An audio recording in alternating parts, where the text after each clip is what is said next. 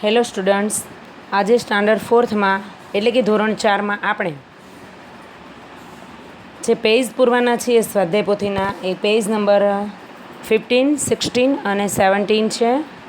તો આપણે ગઈકાલના વિડીયોમાં જે તમે પેજ નંબર પૂર્યા હતા 11, 12, 13 અને 14 11થી 14 પેજ પૂરેલા હતા. આજે આપણે પેજ નંબર 15, 16 અને 17 પર જોઈએ.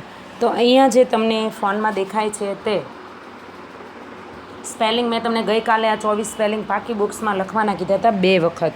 તો આપણે ન લખ્યા હોય તો લખી દેવાના છે. અને આજે નવા પ્રશ્ન જોઈએ. તો ચિત્ર જોઈને કૌંસમાંથી યોગ્ય શબ્દ પસંદ કરીને લખો. આપણે આ ડ્રોઈંગ જ માત્ર ઓળખવાના છે. જો ઉપર આપેલા સ્પેલિંગ જે છે એ તમે શીખી ગયા હશો, તમને આવડી ગયા હશે તો નીચે ડ્રોઈંગ ઓળખતા વાર નહીં લાગે. ડ્રોઈંગમાં છે કોઈ છોકરો દોડે છે. દોડવું એટલે કે ઇંગ્લિશમાં એને શું કહેવાય? રન. રન એટલે દોડવું. તો આપણે અહીંયા રનનો સ્પેલિંગ લખવાનો છે. તો અહીંયા કાઉન્સમાં બ્રોકેટમાં રન આપેલું છે, રન અને વોક. તો આપણે એમાંથી રન ચોઈસ કરવાનું છે અને અહીંયા પણ લખવાનું પણ છે. આ રીતે બધા સ્પેલિંગ લખી દેવાના છે. એ રીતે બીજો સ્પેલિંગ કયો છે? તો ચિત્રમાં કોઈ છોકરો ખાય છે. હવે આ છોકરી ખાય છે તો આપણે એનું ખાવાનું ઇંગ્લિશમાં શું કહેવાશે? ઈટ એટલે ખાવું. ઈટ એટલે ખાવું. આપણે અહીંયા લખી દઈશું ઈટ. EAT, ઈટ એટલે ખાવું. આ રીતે આપણે જે સ્પેસ છોડેલી છે ત્યાં આપણે સ્પેલિંગ લખતા જવાના છે અને આપણે બધા સ્પેલિંગ ઓળખી અને પેજ પૂરવાના છે. પેજ નંબર 16, 17 અને 18. એ રીતે તમે બીજું પેજ જુઓ. તો બીજા પેજમાં પણ જો ડ્રોઈંગ ઓળખો. તો ઉપરના ડ્રોઈંગમાં કોઈ છોકરો પીએ છે, મતલબ કંઈક જે પીતા હોય આપણે એને ઇંગ્લિશમાં ડ્રિંક કહીએ. કોઈ પાણી પીએ છે, દૂધ પીએ છે તો આપણે ઇંગ્લિશમાં ડ્રિંકિંગ કહીએ. ડ્રિંક. ડ્રિંક એટલે પીવું. અહીંયા કૌંસમાં જો બેટા ડ્રિંકનો સ્પેલિંગ આપેલો જ છે. તો આપણે ડ્રિંકનો સ્પેલિંગ શોધી અને એની નીચે લાઇન પણ કરી દેવાની છે અને બાજુમાં સ્પેસ છોડેલી હોય ત્યાં આપણે અહીંયા લખી પણ દેવાનું છે. આ રીતે બધા સ્પેલિંગ ઓળખવાના છે.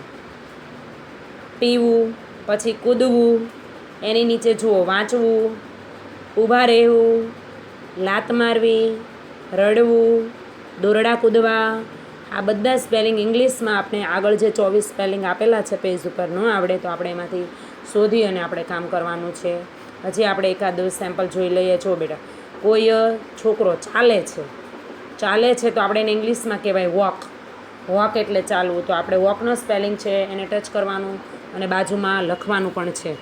ઇંગ્લિશમાં આપણે જ્યારે લખતા હોઈએ ત્યારે લીટીને ટચ કરીને જ લખવાનું છે. આપણે નીચેની લીટીને અડકીને સ્પેલિંગ લખશું બધા. અને આ જે તમને પેજ અહીંથી અપાય છે એ 20 સ્પેલિંગ આપણે અંદર પણ લખી દેવાના છે. સ્વાધ્યાય પોથી પૂરવાની છે અને સાથે સાથે પાકી નોટમાં પણ આ 20 ડ્રોઈંગ આપણે લખવાના છે. ડ્રોઈંગ દોરતા નહીં. જે ચિત્ર છે એની જગ્યાએ આપણે માત્ર ક્રિયાઓ લખી નાખવાની છે. દાખલા તરીકે જુઓ, અહીંયા આપણે દોડે છે, એની નીચે ખાય છે, પછી બેસે છે.